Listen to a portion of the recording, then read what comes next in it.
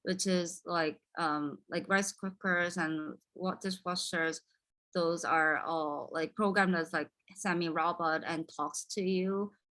And what I found interesting was all those voices were identified as women, and also the brand names are always referring to the female names. So it was there was a frustration that like how the new tech is also reproducing the traditional role, like gender role in domestic space, but at the same time, I see my mother like really loves her new vacuum cleaner and like calls by their names, and like there is an intimate interaction with the plants as well, and like it made me question like is it just a reproduction of this traditional role, or is it a liberation of the like woman housewives from their like domestic labor? And also within the domestic labor itself, there is a how to say, like there is also an intimacy and care like within the labor itself. And so this all multi layers of emotion was not easy to identify, and that was the whole premise of this work. And so I identified myself with the appliances as female, but at the same time I identify myself as a user who use that appliances as a like female housewives, like and each channel represents each appliances. From the left is dishwasher and laundry machine and robot vacuum and rice cooker.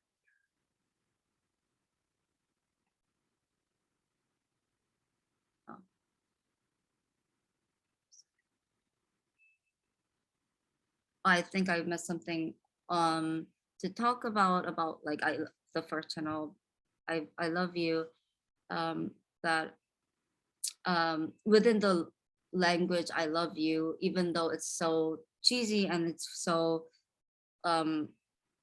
like broad language that's used, those multi layers of emotional, I was like curious how those multi layer of emotions are can be changed differently. Like, so when I repeat the word I love you, it can be really like erotic and like very desirable and very intimate, but when it repeated like multiple times, it changes into like impotence, and it changes into like exhaustion, and sometimes it feels like it's not a voice from a human. So I was curious of this like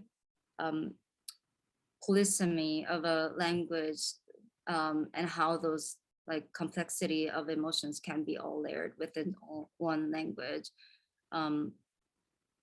And also was curious that if the expected emotional care is given too much than enough, then where does the aggression comes out? Like where does the subversion happens? So those were all the questions that I had while making the video. And quickly moving towards the sculpture piece,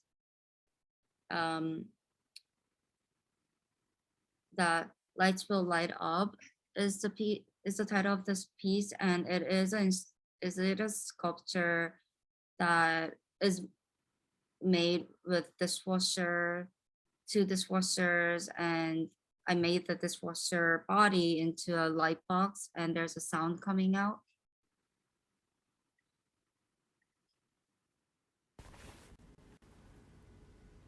Open the door,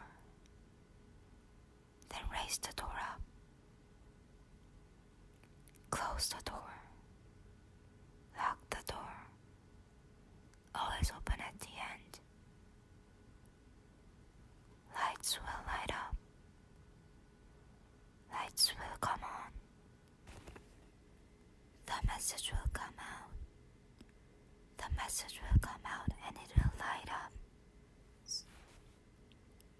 So the message will come out. So the phrases are phrases extracted from the dishwasher instruction manuals, and I picked the words that refers to the sculpture itself, which feels it's which related to the word door, opening up, or light up and come on and come out, like the words that is more active, like that can carry some active gestures within the word. So it so that I was I was thinking like how to give this empty body of an object give the language agency, and how could them have a voice with the language that is already given, and how like, and if there's a possible way to have their voice by like recomposing the language that is already given. And the same method for this washing machine, there was a speaker inside. I transformed the washing machine body into a speaker, a dome of a speaker. Twist the adjustable foot. Face should be flat and smooth. Take special care by hand. Adjust to the desirable height. The body has imbalanced. So in this case, these phrases are also extracted from the washing machine instruction manual. And this time I picked the words that's related to body. For example, foot and hand and height, and the body has imbalanced. And the current project that I'm working on, since I'm living in LA, Los Angeles, I am less surrounded by like the high-tech languages that I experienced in Korea. So a lot of my recent work moved back to the interests, and like a lot of my works are more dealing with the objects, the ordinary objects that I found, which is also a primary form of technology, like the ready-mades that I found in ordinary life. And this installation was started from the idea of borrowing language, borrowing land, borrowing the culture, especially like from immigrants. And I was thinking, like, what if the lights are also glowed by borrowing from some other light source? So these lamps are painted with detergent, which is a substance that glow under the UV light. And these lamps are not connected to electricity, but it glows with the substance of detergent by borrowing and glowing, by borrowing the source from the UV light. And I'm now trying to like add some sounds aspects of the works, and start interviewing all this people who doesn't speak English as their first language, and trying to reconfigure a sound that is not necessary in English or their own native language, and try to make an interaction with this light installation within the sound. And that's my current project that I'm working on, along with another project that I am also interested, which calls Meskin Lilac. And this is a lilac that is very popular in gardening, and its name is called Meskin Lilac because it is named by the scientist called Ellen Moore, who was a scientist in the Korean War around like 19 during the Korean War, and he found this seed in the Bukhan mountain in Korea and bring it into United States and cultivate it into this Meskin Lilac, and it became really popular because it was so easy to grow, and this exported to all over the places in the world. And in Korea in 1970s, they exported this Meskin Lilac back, so it's kind of re-importing to use in the gardening landscapes. And that I was interested in like the circulation of this language, like that is originated from them, like in Korea, but then it travels all around the United States, and given the name from the United States and using and bringing back those that name, the name that is named by other entity, and using that to identify itself. I was more interested in that circulation and the identity or subjectivity of this lilac by how to say that, like, identifying themselves and being called by the name that is not theirs and not originated from theirs. Yeah. Super great, Jisoo. Thanks so much for sharing your practice.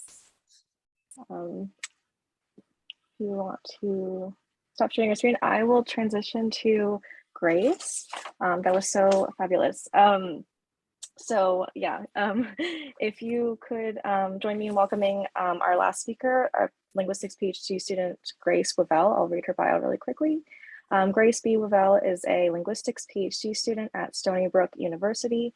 Her research focuses on language documentation and maintenance, and she works closely with the Leo-speaking community in Walandapo, Flores, Indonesia. When she isn't working, she can be usually found crocheting, baking, or cuddling with her 2 cats. Please join me in welcoming Grace. Thank you so much, Amy. And thank you so much for, I'm going to echo this as well. Thank you so much for putting this together. It's truly been an honor to be involved in this at all. And so I'm very excited to be here at all today. And so what I'm going to do, I was sort of inspired by conversations with our artists here today. I hope everyone else has been inspired as well. And by the, the art exhibit itself in the Zuccaire Gallery. And so what I'm going to sort of try to do today, we'll see how my screen sharing works. How am I doing on the, are you also seeing the boxes on mine? It looks good, looks clean. Oh, okay, good, okay. This will allow us to do some things, okay.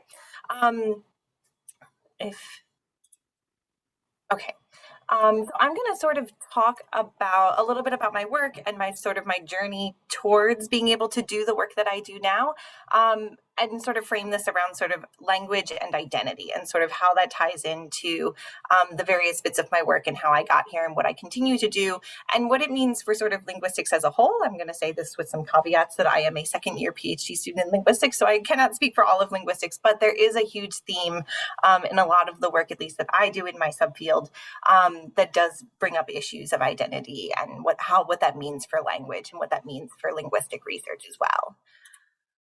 So how did I end up here? So I am currently a documentary linguist, but I started my life as a farm girl. And, how do you get from point A to point B?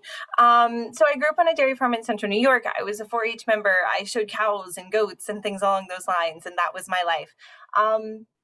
But I also was very interested in language from a very young age. And part of this came from my relationship with my own language and school.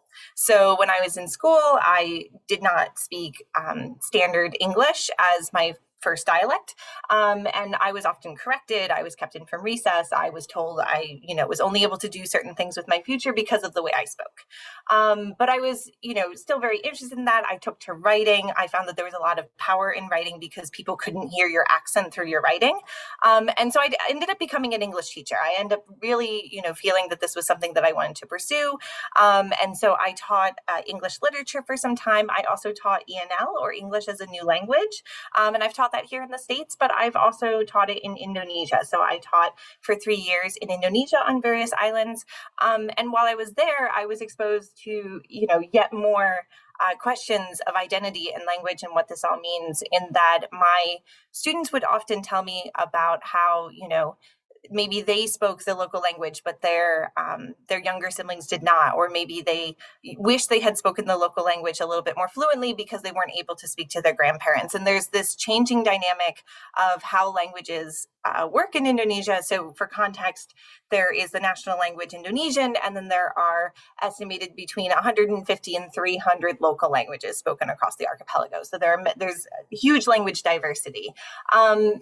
So I was there. I tried to play a role in bringing those languages into my English classroom and things along those lines, but it sat with me, and it was something I brought into my master's here at Stony Brook. And I said, is there a role that I play in all of this? And I sat in my linguistics classes at Stony Brook, and I did okay in them. And that was sort of how I came to sort of start this journey towards being a linguist instead of being an English teacher.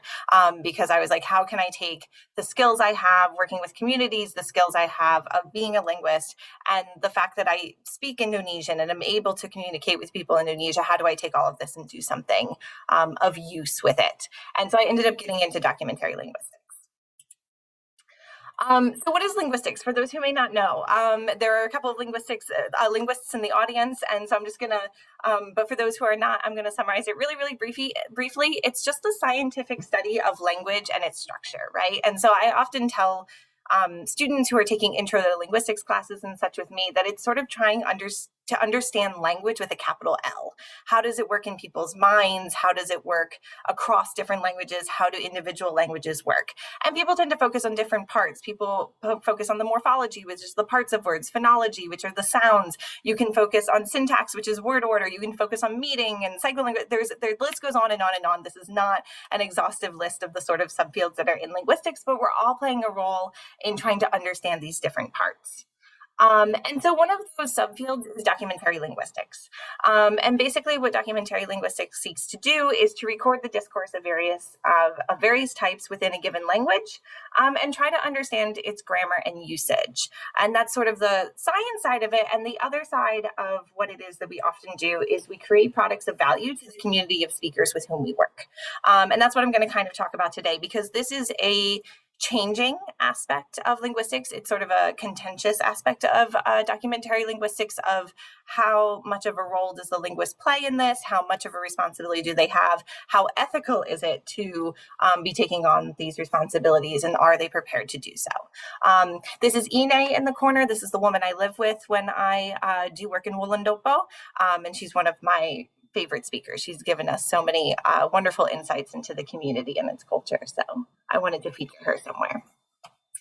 So I work on the Leo language, and so it is spoken in Central Flores, Indonesia.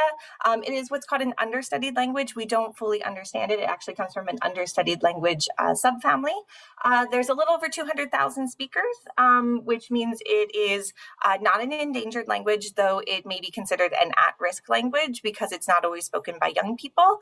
But if you compare that to, the millions of speakers of English, it sort of gives you an idea as to the population of speakers. And so this is members of the community in front of the capella, or the chapel in Wulandopo.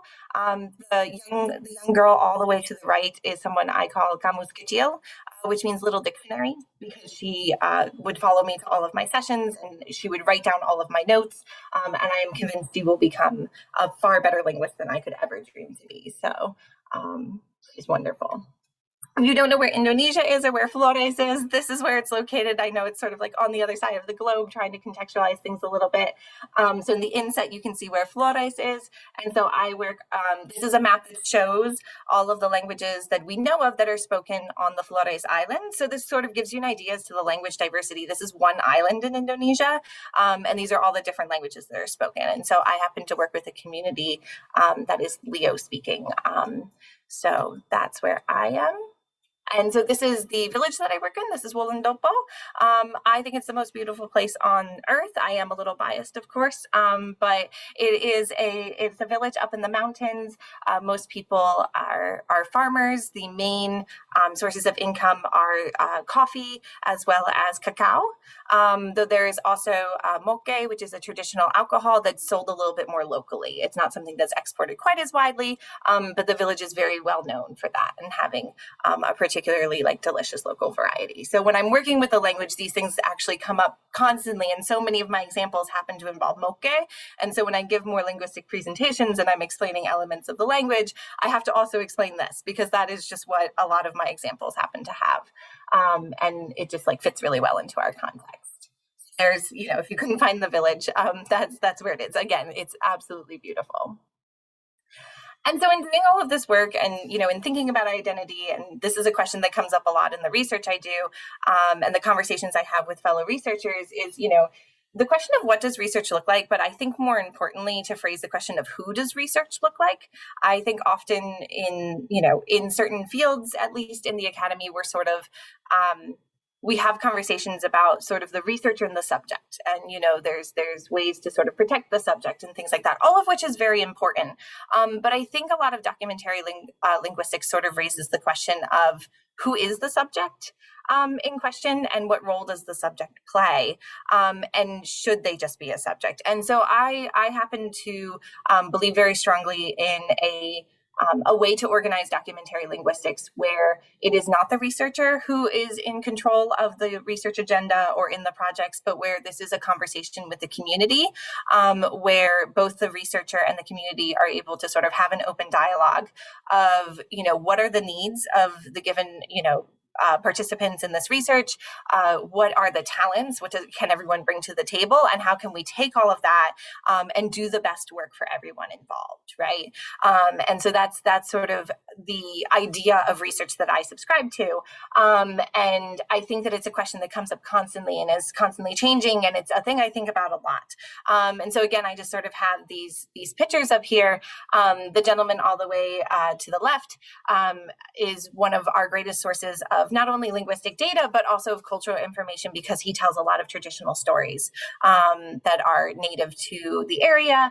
And this is of incredible value to the community. Whenever we are going to be doing a recording with him, all of the children in the village come and they listen, right? And, you know, and they are there in the corner while this recording is taking place, all but the youngest, because they aren't always necessarily able to keep quiet, so their mothers keep them at home. But then even after the fact, they come, we video record everything as well, and they come and they gather around my laptop and they all watch the video later. And so this is something that's incredibly of value, both to, you know, linguists, but also, of course, to the community. In the center, this is my research team. So Faris is in the center. He's the one I work with most closely. And then Fortunata is the other girl in the photo. And so the three of us work together on this research project. And so, you know, the question is, and they are also both Leo speakers. And so again, the question of who is the subject, who is the researcher, and, you know, maybe all of these need to be involved.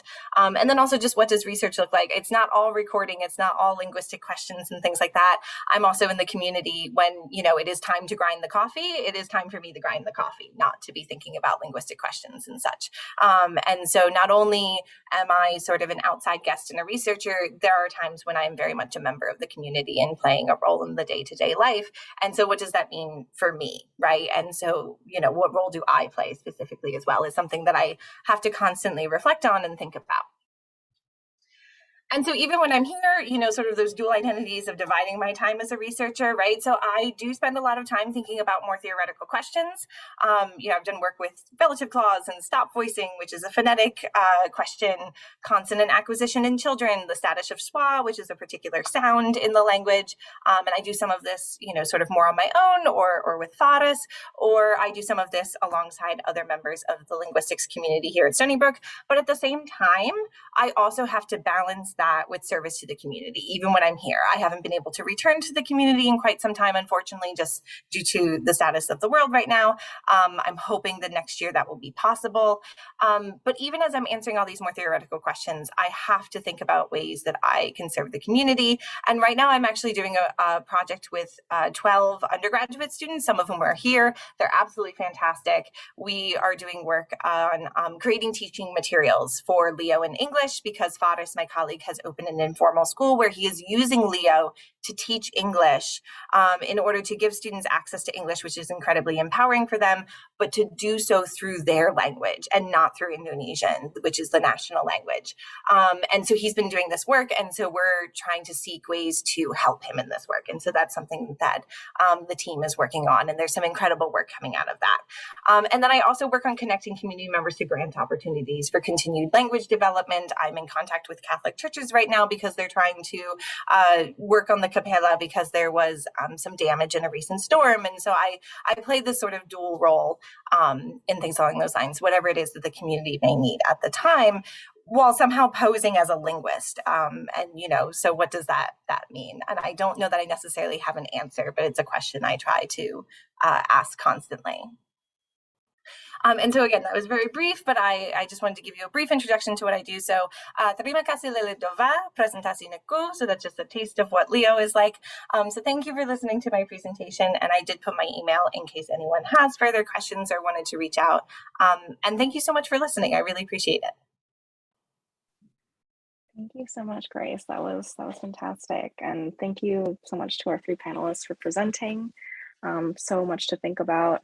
And I think so much for you all to think about too. And so actually before I ask any of my questions or ask the audience for Q&A, I just wanted to give some time for you all to maybe respond to each other's presentations, or if you had questions for each other first. I think for Jisoo, I remember when we first were having, or we kind of had like a more practice presentation where you were, I don't know if you mentioned it, maybe I didn't, maybe I blinked out at that part, but like the way that the appliances have the voices of women as well, or female voices, right? They all have it, where it's, whether it's Siri, whether it's Alexa, all these other things, right? And so on and so forth. And I also like kind of consider how much there's this piece of writing that I really enjoyed by Jennifer Gonzalez, who talks about cyborgs. And how basically in like towards as you read it on, it basically kind of gives you the tools to understand how we are all cyborgs, and that we all have our extra appendages, whether that be a phone, a computer, my glasses as a tool for seeing. We all have these ways of extending our abilities, and how, I don't know, I guess like I'm wondering about, how do you see, even though they're not human form, is there a way that you see these automated, voice activated, voice speaking, and connecting appliances as cyborgs too? That's like a weird question, but No, definitely. I think I think I definitely think those, all the objects has as I said earlier, all the technologies like which are like starting from language is also a form of technology, and every like very primitive tools is a formation of how body works, because it has a negative space of your body and the extension of your body and mind. And this so definitely like the physical engagement within the technology is very like in premise. But then the cyborg, like a lot of people might relate into Donna Haraway's Cyborg Manifesto of like seeing this cyborg as a new form or a new blank like possibility field that we can how do I say, like rearrange the current politics, and I very much associate with those those perspective, and like a lot of my like practice is also really about this irony or paradox of thinking ourselves in relation to the objects or technology, like as a person who has as an entity to like have a control and have power upon it, but at the same time, because of the like patriarchal and like colonization language that we're using to interact with these objects, we're like, myself as a Korean woman also always like falls into the like position of the otherness, the like the objects that's like more in a position of less of not in a power, and in this kind of loophole I also internalize that power that is held onto those objects, and also wants to be received,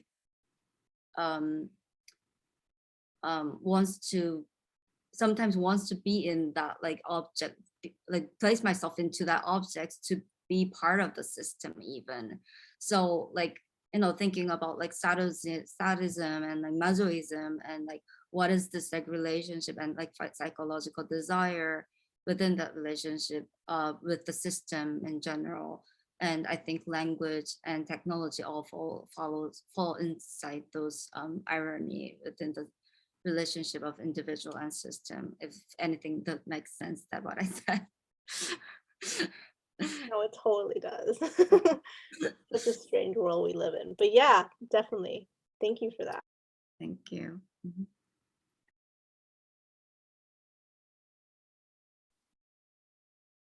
Grace or Jisoo, do you want to give any follow-up remarks, or I can transition into Q&A, whatever. I would love, so this is more of a question too as well, but I really appreciated how you, and I know I got to have a sneak peek of this before, and so I've just been like sitting on this for weeks, and it still is something that I find so fantastic about the way the two of you talk about your work. And so I kind of want to ask how it goes in the other way, because you talk so much about how your different experiences and the things that you observe in the world come into your art. And I'm wondering how it goes in maybe the other way, the effect that your art has perhaps on your language, on your, I mean, I think that's something that I think I've been thinking about a lot after our conversation last time, but sort of how that goes in both directions. And I was wondering if you would be able to talk to those points at all. Yeah, I mean, if I could start, I think that the beginning of my work really started off in me trying to communicate. I mean, I think that work always communicates in some sort of way, but also trying to communicate the histories that are oral of my family. A lot of, like, I didn't show a lot of that work before, but the beginning of my work was really working within my own personal community of family and how I can archive that, but also talk to them in that same sort of way. And so when they would see the work, which I was totally freaked out about every time, when they would see the work, they understood it in a way that no one else did. There's like so many conversations that came after it. And so for me, like that localized community, that really close community of my own, suddenly had conversations that never had happened in the past. And I could never start on my own because I didn't have the language for it, or I didn't feel like I did.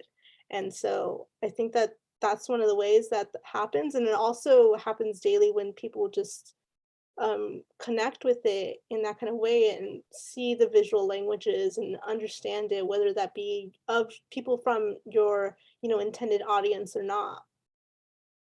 Mhm. Yeah. Yeah, for me, I think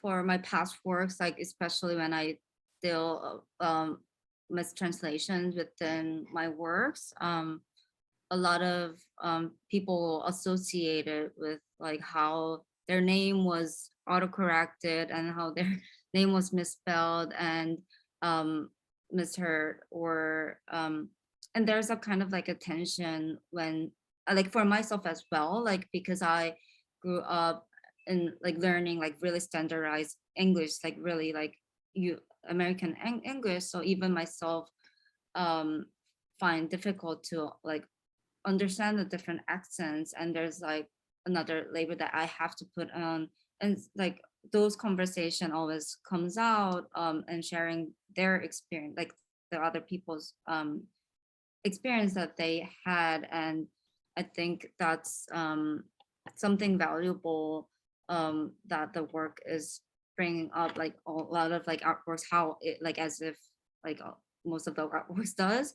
And also like more my recent works are more like engaging with like the immigrants and the like people who doesn't speak first language, and that conversation is valuable for me, I think, to like share those experience and like again, and like feeling that like this is not like your own experience, and how like we can think more proactively and like not shameful about like those experiences. And yeah.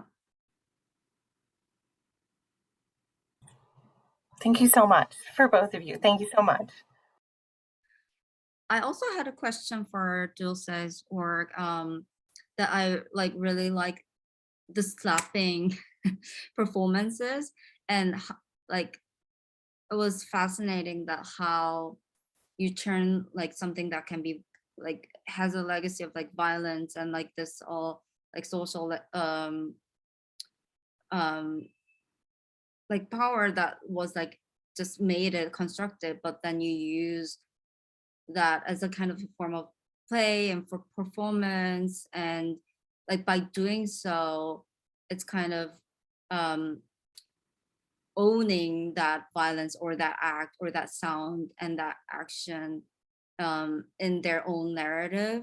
And like maybe it's not like directly related to, but I heard something interesting in terms of about like the idea, the healing, the process of healing trauma is to actually make the person to form their own narrative and story about the fact, about the incident that they experienced, and like reenacting that situation with their own narrative is like a really core part of healing trauma. And I don't know, like I wonder how that like paradox and that like possession or ownership was happening, like psychological ownership happened around that performance. Yeah, I mean, definitely. That's something that's, I think you really pointed that out quite well, is this idea of healing through this act. And I spoke of, speaking the Spanish language as a certain burden that happens for, again, children of migrants of Spanish speaking nations, and how that is effective in that kind of way, but also how connected I am to Spanish because of that, and how I was able to help my parents navigate.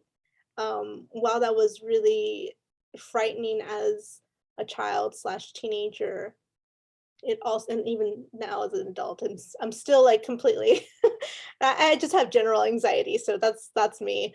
But yeah, it definitely helped me create a better relationship with the Spanish language in that kind of way. And it also made me kind of relive in this nostalgia of like watching telenovelas with both of my parents and my aunt, and just gathering for these moments as well. And so, yeah, but I think that art has this notion of healing or aspects of it. It's not always like that, and it's not always meant to do that. But I think that I try to take advantage of the times that I can have that happen. So yes, yeah. Thank you for that. Great. I'm going to just start going through. There's a lot of questions that are filing in. So I'm just going to first, someone in the audience has a question for Dulce about, could you speak more about the words on the piñatas being not words of optimism, but rather point of tension for you? Is this something that you think comes across the viewer, or would that even be necessary? Yeah, no, I mean, I think that it definitely it creates optimism because of the colors and the celebratory nature of piñatas in general. And I think that it still has a positive connotation towards it. But I also think about how it doesn't have a positive connotation towards it because as much as I like to glamorize labor and capitalism isn't great for everyone or most people really. So thinking about that and thinking about the idea of like they have to grind and hustle every day regardless if there's a pandemic or not, and how um, that was mostly my interest, is thinking about how do I support and sustain these communities that are always having to work an extra amount of time just to make enough. And so thinking about that in that context, those words, those phrases, they mean good things, but they also mean hardship at the same time. So, or that you have to go through hardship in order to participate in these phrases.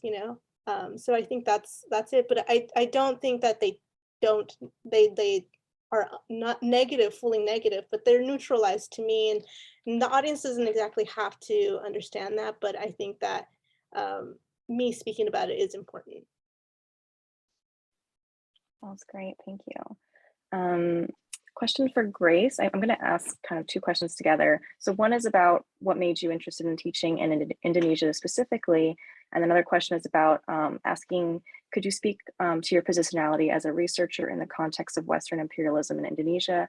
How do you respond to critiques that might, critiques that might view your work, especially as an English teacher, as an extension of colonialism, and how do you see your work fitting into the rest of the panel? It's kind of a long question, and some of it you kind of got at a little bit in your presentation, but yeah, so I'll try to answer that as well as I can and as briefly as I can. So how did I end up in Indonesia? There was a large confluence of factors that brought me there.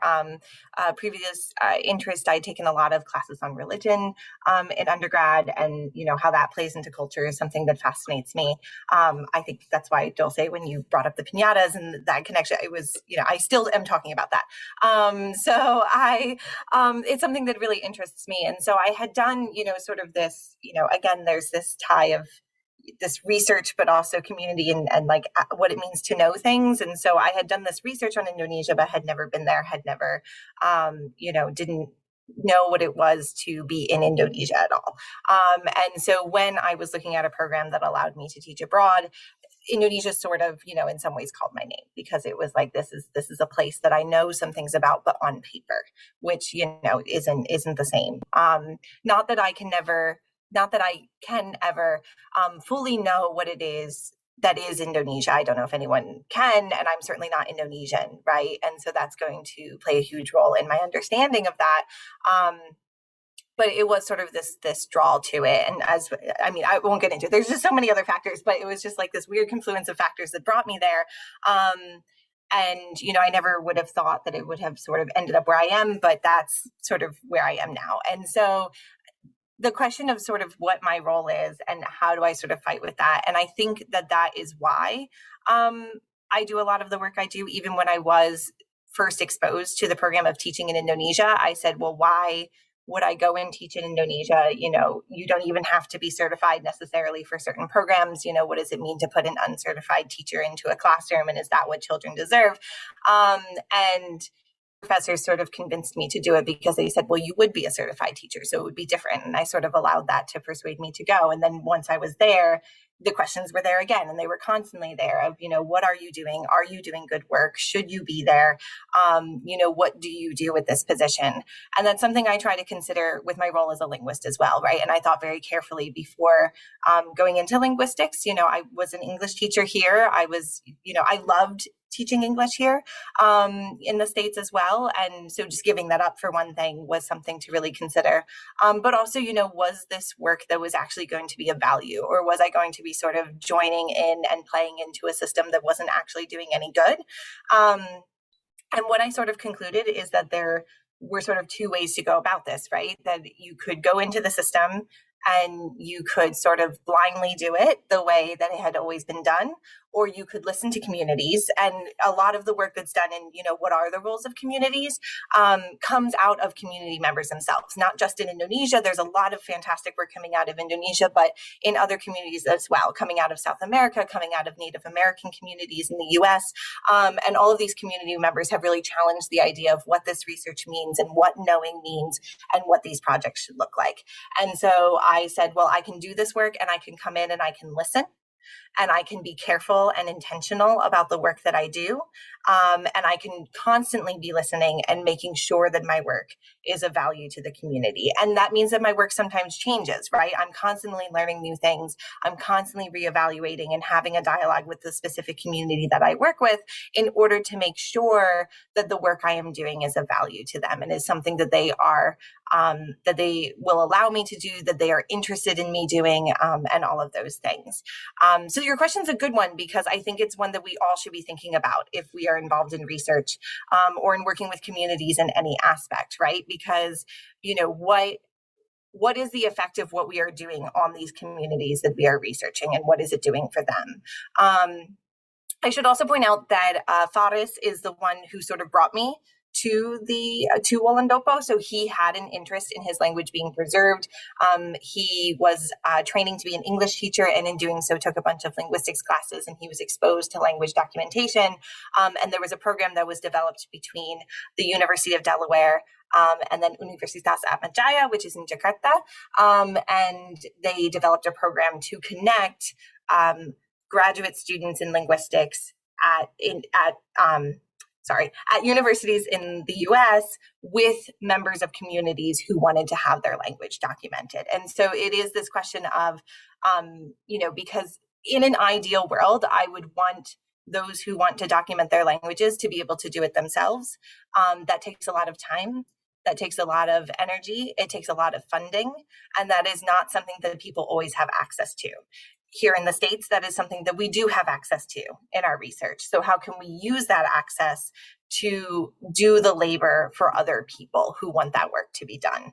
And I think this is an open question. This is something that I think researchers in many fields are having dialogue around, including linguistics. So I'd say all this with the caveat that this is sort of how I look at research and how I view the work that I'm doing. But that's sort of how I recognize the role that I am in and that I inevitably play in the world that I am existing in, and how I use that as best I can, with the understanding that I'm learning more about how to do it better every day, to be of use to communities and to be of use to humanity. Sorry, that was not as brief as I wanted it to be. I apologize. That was great. Thanks so much, Grace. I'm just going to read off one more comment, this isn't a question, but I think it's a fun observation. This is more of an observation with regard to Jisoo's piece titled I Love You. I think it's interesting that in addition to the voices of smart appliances being female, the voices are often sexy and frequently shown on TV sitcoms as some kind of fantasy companion. I was wondering if you had any responses to that. Yeah, that's hilarious. Yeah, I think I don't know if I actually understand that.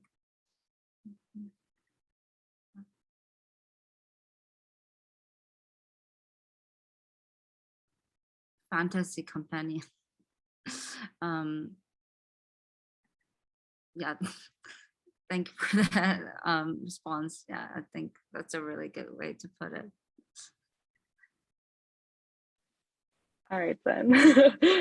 This is so great. Thanks so much for joining in conversation. I think we've kind of gone over our time a bit. So if you all could join me for another round of applause for Dulce, Solidadivara, Jisoo Chung, and Grace Wivell. We really appreciated having you and leading this generative discussion. And thank you to all the attendees for joining us today. Please do stay tuned for some more future events with the Zuccaire Gallery. And I think just have a great rest of your afternoon and evening, everyone.